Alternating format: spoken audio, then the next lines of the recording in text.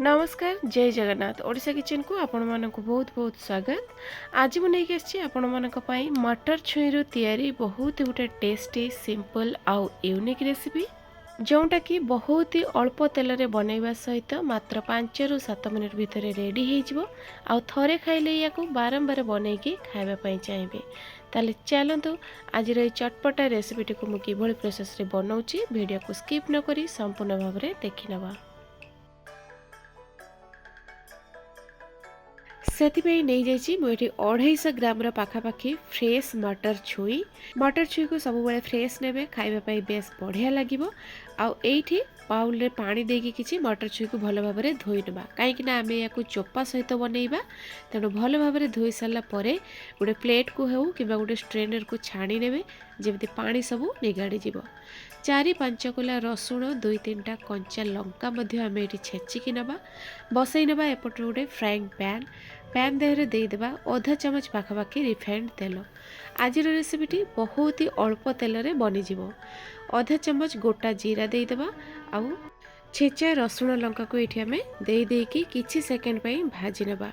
बढ़िया जितेबाला गोटे बास्ना आसीज रसुण आउ कंचा लंकार सेतेबाला आम ये जो धोईकी रखिथिबा मटर छुई को देदेबा। मटर छुई को दे सारा गैस फ्लेम को ये आम बिल्कुल भी हाई रे रखिबानी सब बड़े लो टू मीडियम फ्लेम रे ही रखिबा। एठी आधा चामच पाखापाखि लुण देदेबा और लुण देकी भल भाव में टिके एमती मिक्स करनबा। मिक्स 1 मिनिट पाखापाखि देकी या आम घोड़नी लगे छाड़ीदबा जहाँफल रसुण लंका और जीरार जो बास्नाटा मटर छुई भितर भल भाव में पशिब। घोड़नी लगे देकी 1 मिनिट पर आम छाड़ीदबा। 1 मिनिट पर मुझे देखो तो घोड़नी खोल दूची मटर छुई देहरु जेहेतु लुण देते हल्का हल्का पानी रिलीज हो आसला। तो ये देदेबा एवं आम या देहरे आधा चामच पाखापाखि काश्मीरी लंका गुंड हलदी गुंड आधा चामच जदि पारिबे ताहले गरम मसला गुंड आधा चामच दे पारिबे नहले नाइ स्किप करि पारिबे।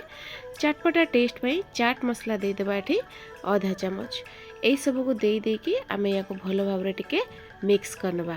तो दर्शक बंधु एठी मु आपण मानकु कहिबी जदि मटर छुईर एई भलिया नुआ प्रोसेस र तयारी हेइथिबा रेसिपीटी को बनेई नाहंती केबे ताले घरे निश्चय बनांतु थरे खांतु अन्य मानकु खुआंतु। गरम गरम चा सहित इवनिंग रे आपण खाई परिबे बेस स्वादिया लागिबो। आउ एई भलिया आपण पिलांको मध्य बनेइकी देई परिबे पिला माने आग्रह सहकारे खाइबे। बहुत ही अल्प तेल रे तैयारी और प्रोटीन रे पूरा पूरी भाव में भरपूर। घोड़नी लगे देकी आमे छाड़ीदेबा। जदि आपन को टिके अधिका सिझेबा चाहूथे ताले आधा कप पानी दे देकी या 4 रु 5 मिनिट पई आपन एमती घोड़नी लगेकी छाड़ी पारिबे। 4-5 मिनिट पर देखतु मटर छुईटा आमर बेस बढ़िया भाव में सिझी जाइए। मटर छुई गुड़िक किछिटा बाहरिकी आसी जाइए आ बहुत बढ़िया बास्ना आसला। टेस्ट भी बहुत बढ़िया आसला। तो एबे पूरा पूरी भाव में आमर मटर छुईर ये नुआ प्रकार रेसिपीटी बनिकी रेडी हो जाइए। या आम गरमा गरम सर्व करनबा। आ थरे जदि आपण एई भलिया खाउचंती ना बिल्कुल भी यार टेस्ट को भूली पारिबेनी।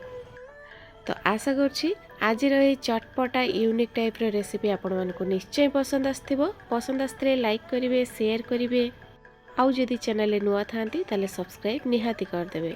पुणी देखाबा आ गोटे नुआ वीडियो रे नुआ रेसिपी सहित। से पर्यंत रहउछि नमस्कार जय जगन्नाथ।